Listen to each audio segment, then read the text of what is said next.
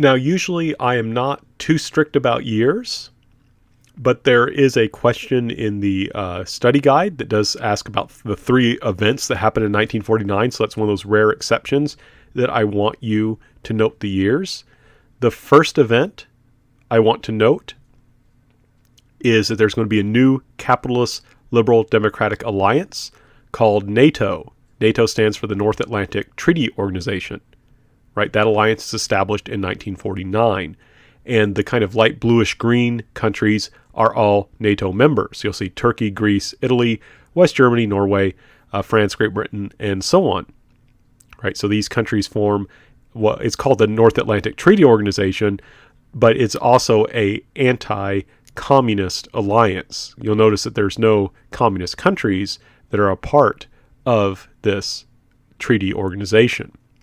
Interestingly enough, it is still active to this day, and in a sense, it's become kind of an alliance that is meant to contain Russian expansionism. So, this is something that is, like I said, is established as a kind of anti-communist alliance. One thing that you will note, if you look closely at the PowerPoint, you can see some money below each one. So below France, for example, it says 2714 million, or 2714 million. That's how much Marshall aid was given to France in terms of both loans and just gifts. You'll notice that those light green countries that are part of NATO typically receive that money, as well as some of the countries that are kind of tan, those are neutral countries. The countries that did not receive that money often are those pink, kind of reddish ones. Those countries are the communist ones who later will form an equivalent to NATO called the Warsaw Pact. But you'll notice there is this kind of connection here, right? The people who received and accepted Marshall aid money would typically also become members of NATO. Now, NATO is something that strengthens capitalist liberal democracy.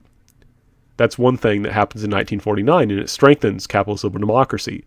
But there's two things also in 1949 that will threaten capitalist liberal democracy. The first of these is that the Soviet Union will develop nuclear weapons.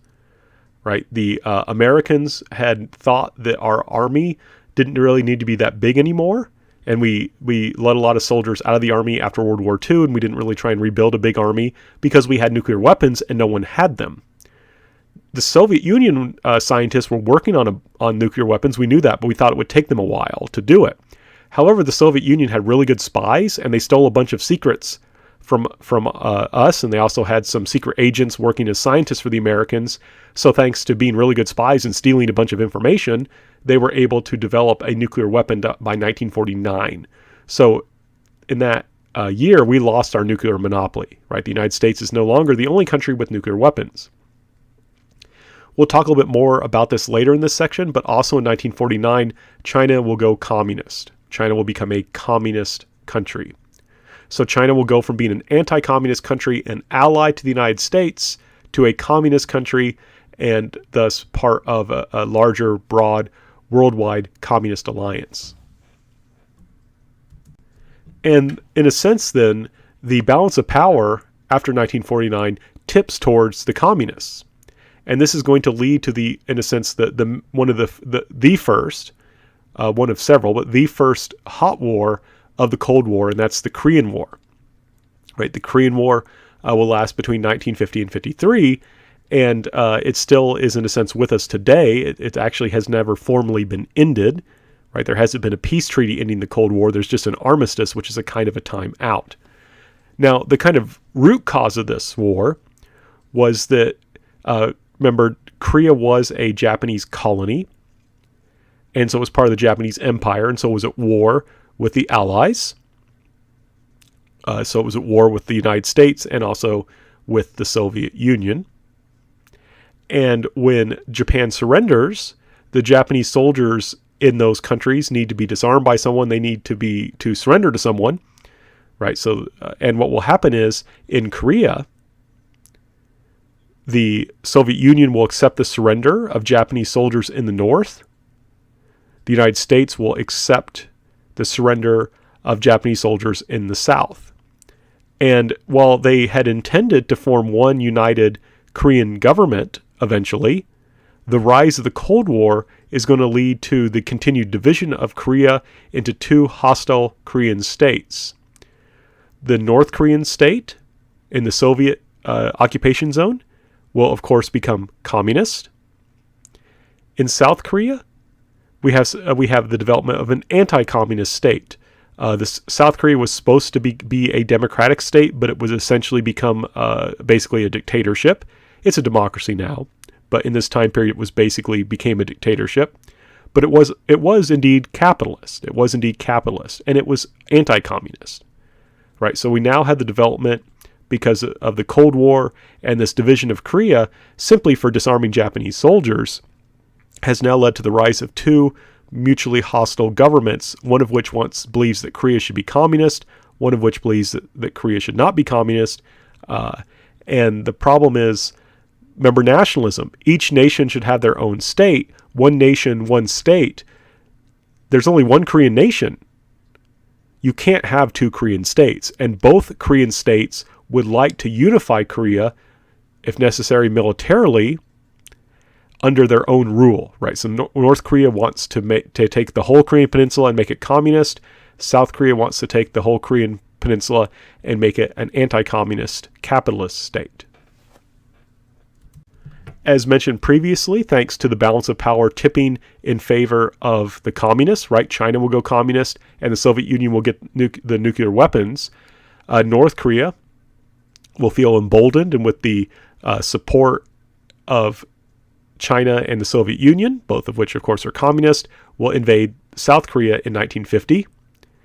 The newly formed United Nations will intervene on the side of South Korea and will then push the North back. The North darn near defeated and completely conquered South Korea, but the United Nations will intervene on the side of South Korea, push the North back. The United Nations and South Korean forces, and I should stress, the United Nations forces really did consist of a lot of different countries. I think there were something like 16 different countries.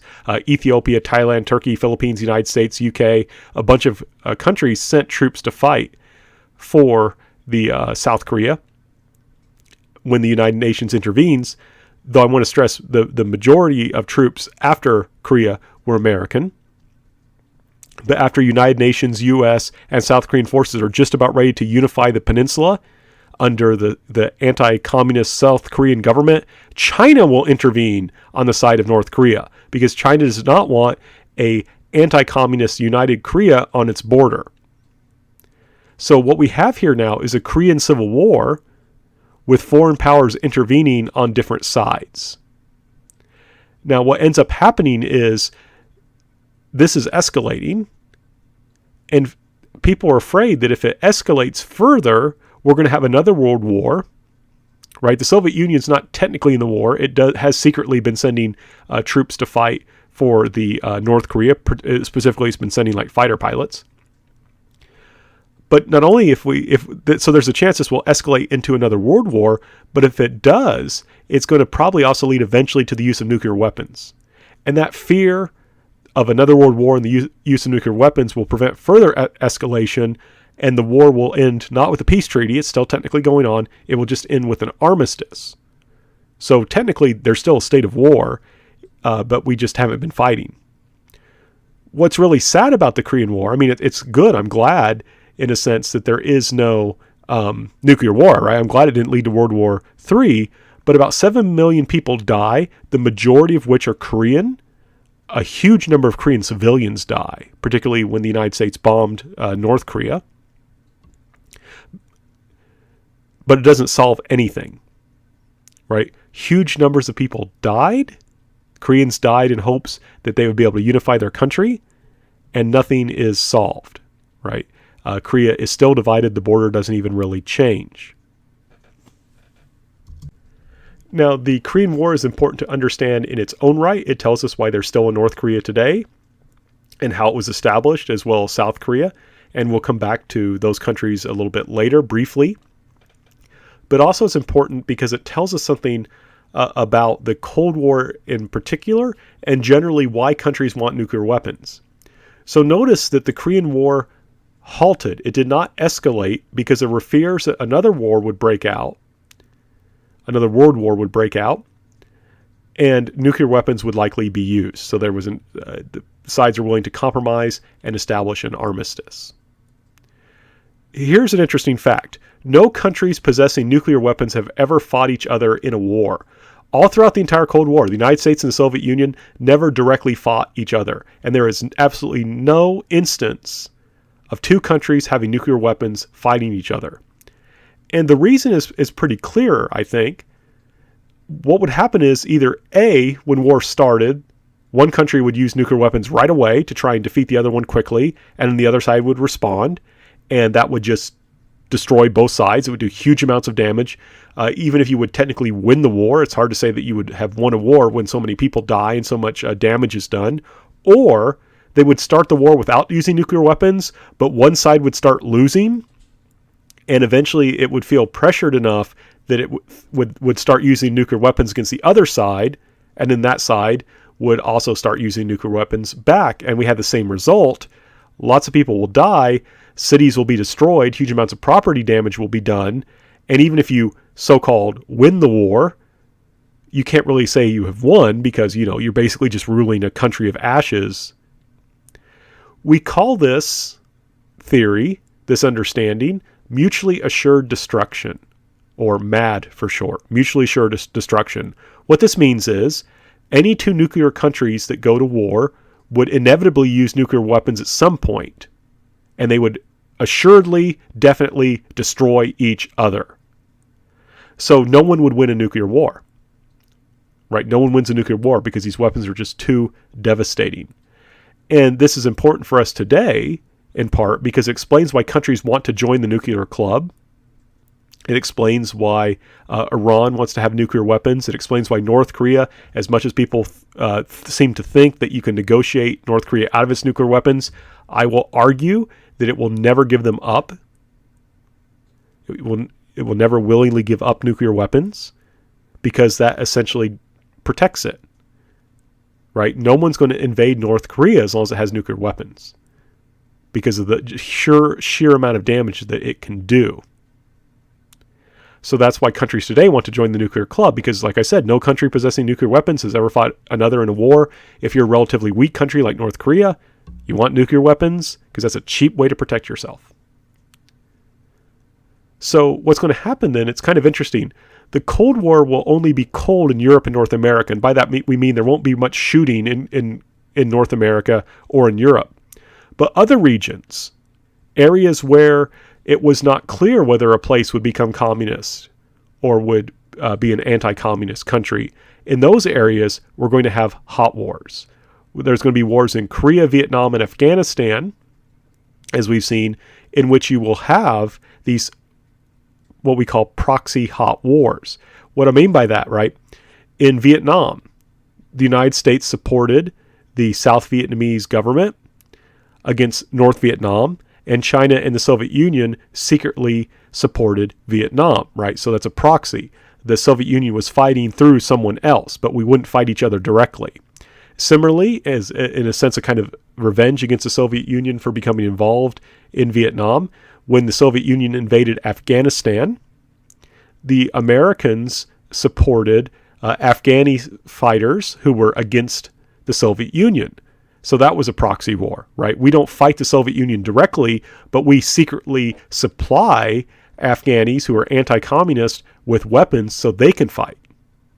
So there are going to be hot wars, but these are typically proxy wars where we fight through someone else. We're not going to fight each other directly. We both have nuclear weapons, and that could lead to some really nasty struggles. Like I said, no one's going to win a nuclear war. Mutually assured destruction. One major change that happens in the world during the Cold War period is decolonization. Right? Remember we talked about these huge empires like the British Empire. Of course, there's an American empire. There's a French empire. A lot of the world was controlled by these empires. And after World War II, these empires are going to be split apart. Right? So the British Empire will become much smaller. The American Empire will become smaller. The French Empire will become much smaller. Almost basically ceases to exist in many ways. Why? Well, there's several reasons. One reason is that World War II had been fought in part against Axis aggression, right? There was this idea that, oh, Japan is bad. It's invading other countries and taking them over. Germany is bad. It's invading countries and taking them over. And so we need to liberate those countries, right? There's this idea of liberation. But if you're an African or an Indian or someone from Asia who has one from these countries that have been taken over by the Western empires, you would say, oh, really? We like liberation too. We think we should become independent. Right? We think we should become independent. So there's this rhetoric of liberation coming out of World War II. We're liberating these countries that have been taken over by the Axis. That just encourages people in Africa, India, and other places to say, we want liberation as well. In addition, we have to remember, and this is similar to what happened with Latin America being able to gain its independence, France is completely taken over by the Nazis. So they're not in the best of positions to fight back against those people in Africa or wherever, Asia, Vietnam in particular, who want independence. The French will try and fight back, but will lose. Right? Vietnam, they'll be pushed out of Vietnam, for example. They'll be pushed out of Algeria. So you have this growing independence movement in places in Africa, in Asia, and at the same time, European countries are too weak after World War II to try and maintain their empires. So they're going to be more likely to grant independence. Right? So in the 50s, 60s, and a few holdouts into the 70s, all these countries that had once been colonized will become independent. Now, what will happen is, while Western imperial countries will increasingly informal control, they will still seek to maintain formal or informal control. They'll seek to maintain informal influence, right? So, we're going to let our colony go, but we're going to sign a treaty regulating our relations that gives advantages to the mother country, right? So, for example, the United States will, of course, we had promised we would do this, and we kept our promise. The Philippines will become independent, but we make sure that we have special rights, that we have the right to have a military base there, that we have the right to sell certain products in the Philippines without the Filipinos putting big tariffs on them.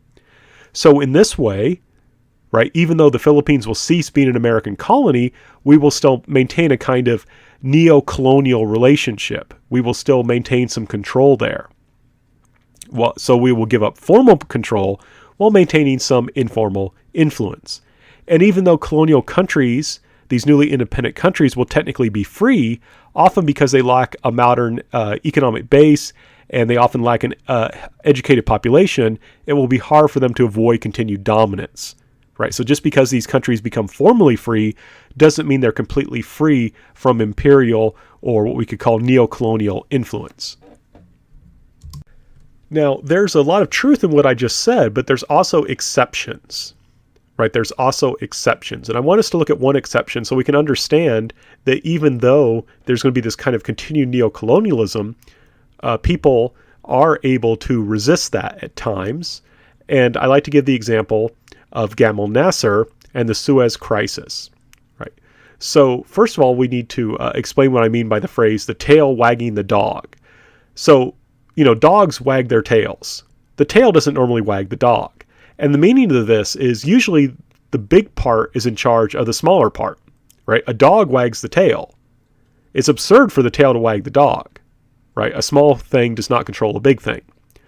But in a sense, what's going to happen is clever leaders are able, despite having comparatively weak countries, these which are, like I said, these countries who've just recently been decolonized, have recently become independent, they are able to be the tail that wags the dog.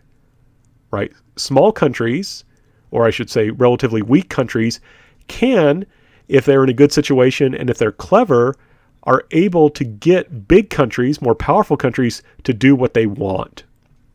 Right? They're able to get big countries to do what they want.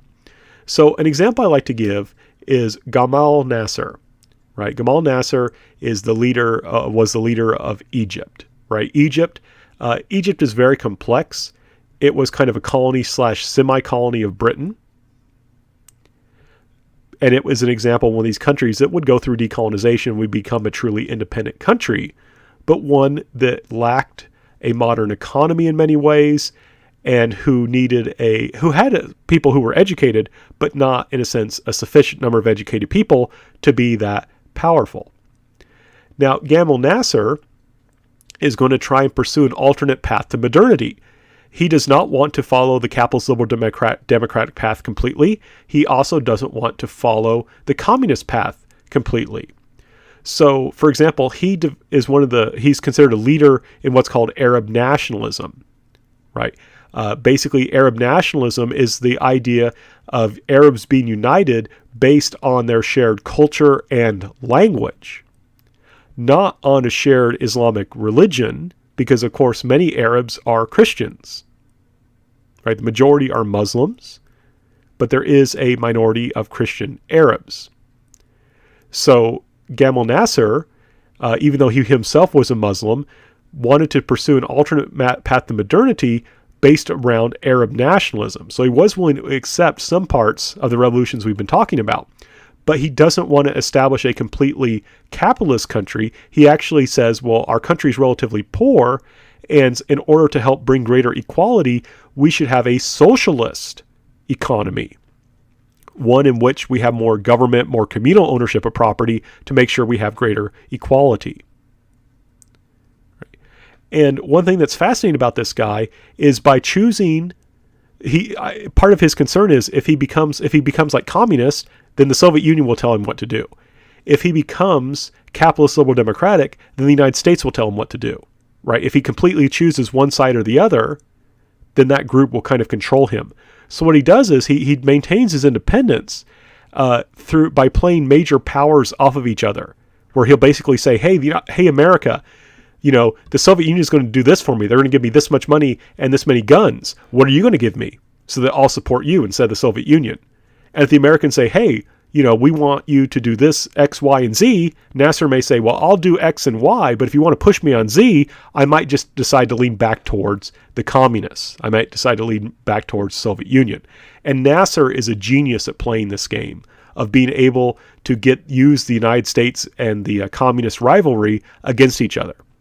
And to give you an example of what I mean about the tail wagging the dog and how someone, even if they're from a country that's recently been decolonized and is therefore a little bit weaker, I want to look at the Suez Crisis of 1956, right? That's going to be our example, a concrete example to show us about this process. So to understand what the Suez Crisis is, I need to explain what the Suez Canal was, right? So basically a canal is a river made by people. Right? It's a river made by people. It's kind of like a road made of water.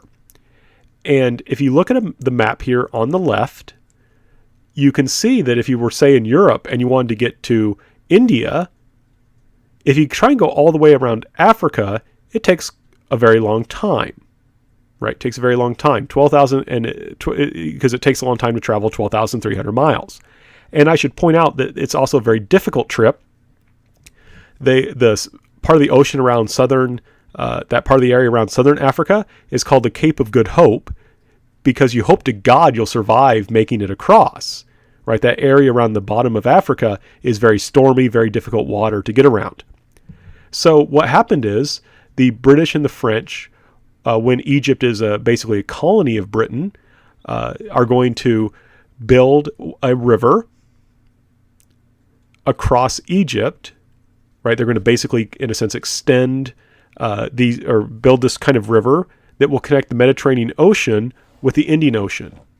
And you can go through this canal, and the trip is only then from Europe to India is only 7,200 miles. So you've cut it by more than a third. That's going to give you faster trips. It's going to save you a lot of time. And of course, it makes the British and the French a huge amount of money because, of course, you have to pay for the privilege to use the Suez Canal. They didn't do it for charity. You have to pay money to use the Suez Canal. All right, but it gets kind of odd because, of course, Egypt becomes independent, but this very important strategic company that's making a lot of money is not owned by Egyptians. It's owned by the British and the French. So in the Suez Crisis of 1956, basically what happens is Gamal Nasser will nationalize the Suez Canal. We talked about nationalization when we talked about Mexico, but if you've forgotten what nationalization is when a country, the government of a country, takes over a business. Now, they usually pay for it, but they take it over. They force the owners to give it up. So Gamal Nasser is forcing the British and French company to give up this very important strategic waterway, right, the Suez Canal. And in particular, Nasser wants the money to help develop Aswan Dam. This will provide Egyptians with cheap hydroelectrically produced electricity. Right, so he wants the canal. It's strategic, it's important, it's on his territory, and it gives a lot of money. Britain and France do not like this, and they get together with Israel and actually invade Egypt over this situation. Right, Britain, France, and Israel will get together and invade Egypt. And militarily speaking, the Egyptians cannot stand up to this. Right, militarily speaking, the Egyptians cannot stand up to this. And to kind of represent this, I have an Egyptian soldier who's been captured by British troops. But it's impossible for Egypt, which is, after all, a country that was, in a sense, basically just recently decolonized, which is still trying to build up its pool of educated people and a modern economy. It just can't stand up to this, the great military power of these three countries. However, that's relatively unimportant, because Nasser gambled, and correctly gambled, that there would be a negative international reaction to this. Right? This is a kind of old school, in a sense, imperialist act. Many people are unsympathetic to the British, the French, and Israel over this. They see this as just, they're like, this is on Egyptian land, they should control it. The Americans are very upset about this, and the Soviet Union as well. And together, in particular, the Americans will pressure Britain, France, and Israel to back down. So Nasser, even though he's weaker than all these countries, he's able to take advantage of the political situation by taking this gamble to keep the canal. Right? He's able to keep the canal. Right? Militarily speaking, he was weaker than Britain, France, and Israel, but he was able to use this very complex diplomatic situation that you have in the Cold War to get the U.S. and the Soviet Union to pressure them to back down. And he will continue this balancing act, never getting too close to the U.S., never getting too close to the Soviet Union, while getting both countries to give him aid. And so in this way, a small country could get bigger countries to do what it wants. Right? The tail can wag the dog.